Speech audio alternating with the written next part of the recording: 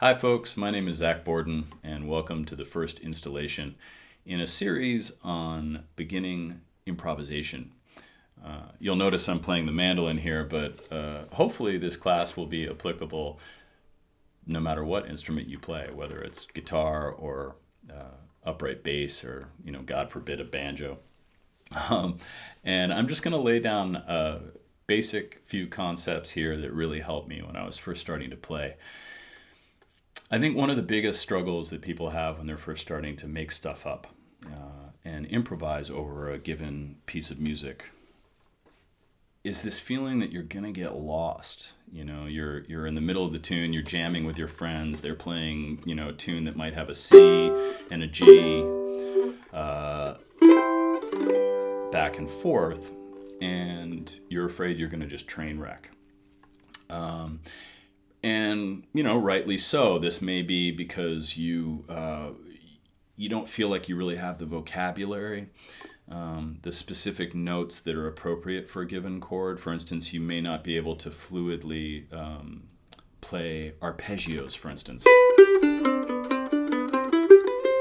This kind of thing. Or you may not have all your major scales.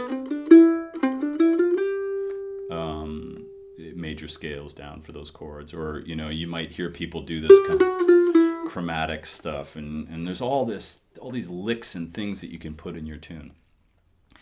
Yes, it's a good idea to get all that stuff, and you will eventually if you're practicing and learning new stuff. That's great, and I highly recommend that you understand how to play arpeggios and scales and all that. That will come. My goal for this first class is to suggest that you completely shelve any responsibility for what you're playing, and maybe think about two potentially more important questions, which are, where are you going and how long do you have to get there? Okay, so at this point you're probably going to want to just pick a piece of music to apply these ideas, and in this case, I'm just going to use this little measure, okay?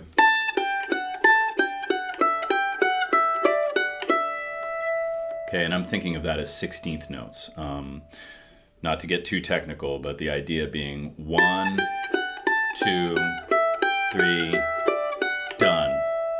The last stroke is just a quarter note, a longer note. 3 groups of 4. 1, 2, 3, done. And so what's happening here is I'm just thinking very rhythmically about that phrase. I'm not getting caught up in, oh, gee, should I play the pentatonic scale or the arpeggio or, flat 5 or whatever. I'm just thinking like a caveman. I'm just thinking 1, 2, 3, and I'm done. There are your parameters, It's like when you're a teenager and your parents say, yeah, you can go hang out with your friends, but you have to be home by 10. That way, at least when you have to be home, and you can go raise hell until then. But this way, you don't get in trouble. You know exactly what the deadline is. Okay? So here, what I would do is really, really just loop this basic concept and build little subtle variations. Here's a few ideas.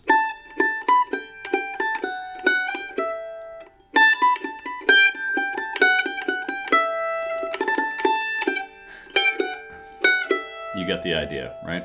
So what's happening here is the more you investigate a little chunk of a tune, you start to see the architecture of it, and you can play around with it. You'll notice that the skeleton of this basic melody is just a scale. And that's something I got from Matt Glazer. I got some old cassettes, homespun cassettes when I was in college called Tools for Musicianship. And he gets into that. And I'll explore that a little more in part 2. But the idea being, when you take everything down to its most basic pattern, then you can create new stuff there. But if there's a bunch of stuff already in place, it's a lot more overwhelming, and you don't know what to do because there's already a bunch of stuff there, right? So you're creating a little bit of room to dance and play around. I hope that helps. My name is Zach Borden. Check out my website, ZAKBORDEN, and subscribe to my channel, and stick around. Part 2 should be out soon, and happy picking.